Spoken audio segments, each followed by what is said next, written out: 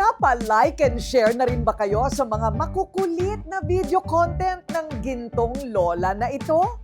Nagpapatawa at nanggugulat sa mga tao sa mall.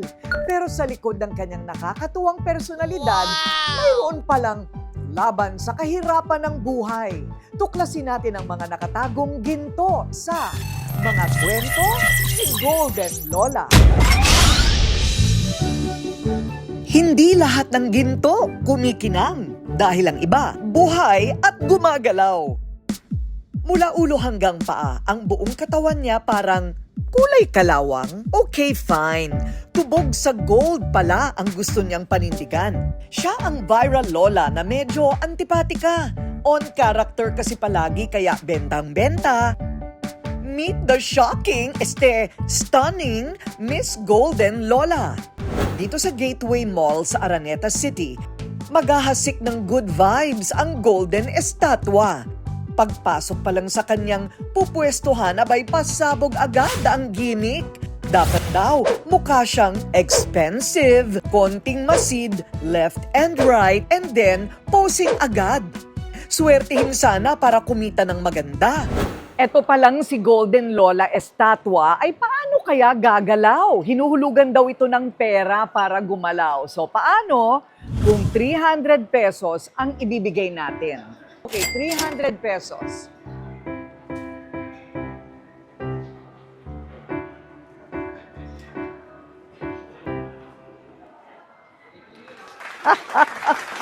Okay.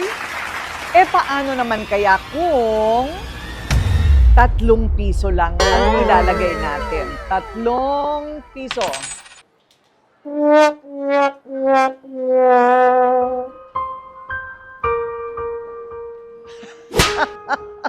So para bumukas ang mata at ma-interview, magkano naman ang kailangang ilagay dyan?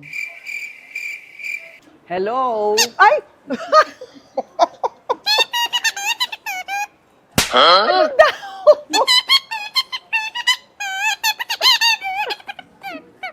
Natutulog pala. Oh, okay. Anong kailangan kong gawin para lumabas ang totoo mong boses?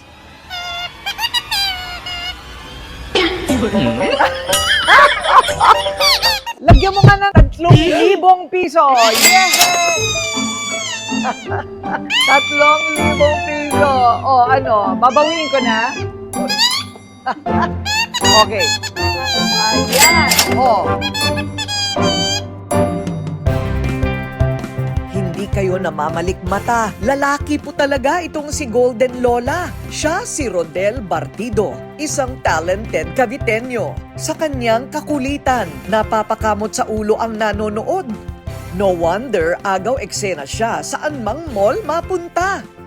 Yun nga lang, may trademark itong si Gintong Lola na kinatatakutan ng mga maliliit na bata. Ikaw daw ay kilabot o kinatatakutan ng mga bata. Bakit? Kasi minsan po talaga yung mga batang sa mall, pag tinatabi sa akin ng parents nila umiiyak, ewan ko bakit sila umiiyak. Pero agad bumabawi kapag ang mga nanay umaangal. Mapapasayaw naman talaga ang sinuman. Sabihin mang golden, sa likod ng pinturado niyang suot, nakatago daw ang mapanglaw at makabagbag damdaming kwento ng kanyang pinagdaanan. Pagmamahal sa magulang ang dahilan ng sakripisyo niyang ito sa araw-araw. Yung papa ko po, unang-una sa papa ko, may sakit po siya. May sakit ang papa mo. Kailangan niya po ng tulong ko. Lalo na po, graduate po ako ng nursing, hindi ko po, pero yun, sabi ko, mas masaya ako dito sa trabaho kasi makatulong ako sa parents ko.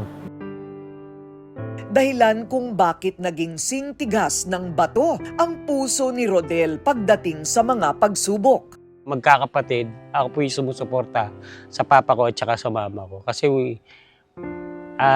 wala na po sila ibang pagkukunan. Ibang tumatanda ako. Yung nakikita ko sa sitwasyon ng buhay namin, sabi ko, hindi habang buhay ganito kami. Hindi habang buhay, ganito yung pamilya ko, pati anak ko. Kaya, lumalaban ako ng laban. Lalaban ako sa buhay ko ngayon. 6 hanggang 8 oras na nakatayo Ang hamon na kanyang nilalabanan araw-araw sa mga mall. Take note, wala pa yang banyo break, ha? Mime artist o buskers ang tawag sa ganitong trabaho. Nakaasa sa tip at swerte ang kikitain. Hindi na ito bago kay Rodel na dati palang cosplayer. Pasok po ako sa isang travel agency. Habang nagbibigay po ng flyers, minsan din nila tinatanggap. Napakahirap nun. Pero sabi ko parang nga boring. Parang gusto ko gumawa na lang ng eksena. Nursing graduate si Rodel, pero dahil likas ang pagiging malikhain niya, ito ang kanyang ipinagpatuloy. Dito kasi siya totoong nag-e-enjoy. Masarap daw palang matawag na social media influencer. 21 years. Opo. So, ano ang kailangan mong pag-aralan para hindi ka gagalaw? Kailangan yung disiplina sa sarili. Kasi kailangan hindi ka talaga gumagalaw. Stamina. Stamina po yung kailangan. Stamina. Focus lang po sa ginagawa mo, kailangan lagot. Kahit ano yung position mo, kailangan walang galawan. Bukod kasi sa kumikita na siya ng bahagya sa kanyang page, kinikilig din siya sa marami-rami na ring mga nagpapalitrato sa kanya. Tulad ng linya niya sa trabaho na magpatawa at manggulat. Kakaibang biro at gulat din ng tadhana ang ibinato sa kanya. Construction worker ang tatay, ang nanay naman labandera. Kaya ang budget laging kulang na kulang. Nagsikap na lang ako, tinulungan ko na lang po sila. Mga racket ko po, bukod sa pagsasayaw at saka pagdodrawing, sumasama po ako kay Papa pag nagko-construction worker po siya. Tapos minsan naglilinis po ako ng mga sasakyan, car wash, nagtitinda ako ng mga kanin. Basta kumita lang ako. Aminadong fighter din daw si Rodel dahil sariling gutom nilalabanan. Hindi po pwedeng wala akong kinikita sa isang araw kasi pag hindi ko ginawa yun, wala kaming kakainin. Walang ulam, tubig na may asin, ganun. Swerte na lang kapag may sardinas. Tumatanda na lang ako ng ganito, wala pa na ipapakita kalamaman ng tulong sa kanila. Ginapang ni Rodel ang pag-aaral hanggang makapagtapos. Pero nang hindi nakapasa sa board exam, nalungkot siya. Pero hindi ito naging endgame. Dito niya sinimula ng isang karera, ang maging isang full-time mime artist.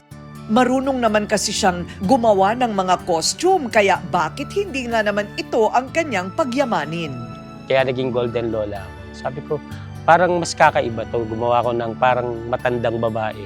Lola na matanda na nag-gold. Sa dami ng kanyang ginawa, ang karakter na Golden Lola ang pinakapumatok. Ito pa, every time na naka-costume ako, nagsusuot ako ng costume, nagsishow ako, naalala ko yung lola ko doon na namatay. Sabi ko, kasi malapit ako sa mga lola ko.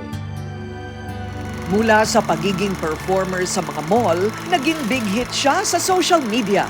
Paano ba nahukay ni Rodel ang ganitong ideya na nagpabago ng kanyang buhay? Anong preparasyon ang ginagawa ni Golden Lola araw-araw bago pumasok sa mall at magpatawa? Sa Pilipinas, mayroong 5 sikat na golden statue na makikita sa mga malls. Pero si Golden Lola ang pinakapaborito sa social media. Ang ganitong uri ng sining ay nagsimula sa silent acting noong 450 BCE na ang tawag ay Mimo dramas. Pagdating ng 16th century, nag-evolve ito at naging Italian Commedia dell'arte. Hanggang sa modernong panahon, sikat pa rin ang living statue na trabaho. Ngayong Gen Z, ito ay tinatawag na mime artist o busking. Kwento ni Golden Lola, kapag peak season at jam-packed ang mga tao sa malls, pwede siyang kumita sa humigit kumulang 10,000 piso sa isang araw. Kung matumal naman, ayun, medyo nga ang lola niyo. Swerte nang umabot ng 1,500 pesos isang araw. So, ikaw ngayon ay social media influencer na. Kumikita ka naman dun sa, ano mo? Sakto lang po. Sakto lang? O at least meron. Opo, Di ba? sakto. Depende sa views. Pero Sabi ko nga, salamat po sa Panginoon kasi kahit pa paano, napapasalamat ako sa lahat ng followers ko na madalas nandiyan na sumusuport. Mahigit 2 million na ang followers ni Golden Lola. Ang paborito ng mga netizens, yung panggugulat niya at pagpapatawa. Sa mga gustong iuwi ka, pwede. Hindi naman iuwi para gawing muebles, no? Kundi mag-perform sa mga party, ganyan. Kahit anong ano po, kahit anong okasyon niyo po. Meron pa nga nag-invite sa akin sa Patay eh. Ewan ko ba't ako kinuha. Nakaganon lang daw ako. O ganun lang daw, sabi niya huwag kang mumulat dyan. Totoo. Kung hindi, babawasan ko TF mo. Totoo ba? Oo, sa may Patay, kagaburol. Hindi namitig ang mata mo? Hindi, nakaganon lang talaga ako. Ayon sa pag-aaral, maraming Pilipino ang gustong tumawa at magtanggal ng stress.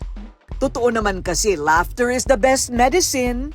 Ang pagtawa ay isang natural na stress reliever wherein ang brain po kasi natin nagpo-produce ng endorphins at dopamine wherein this produce feel-good hormones.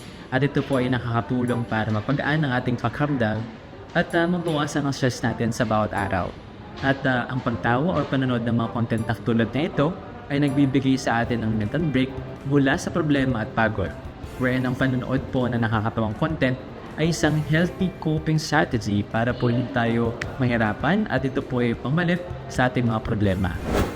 Malaki nga raw ang nagbago mula nang pasukin ni Rodel ang mundo ng social media. Kung noon ay kanin at asin lang ang tanghalian niya, ngayon medyo can afford na rin siya.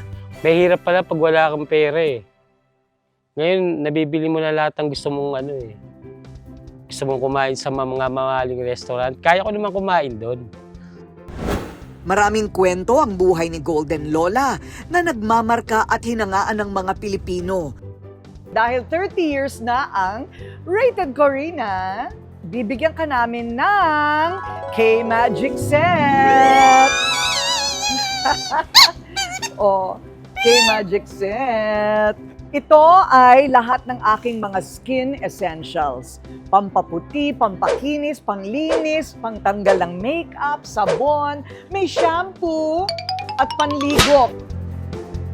Pero sa likod ng ginto niyang anyo ay ang golden role niya sa buhay bilang isang ama at isang anak at isang taong araw-araw na inilalaban ng pangarap na pag-angat.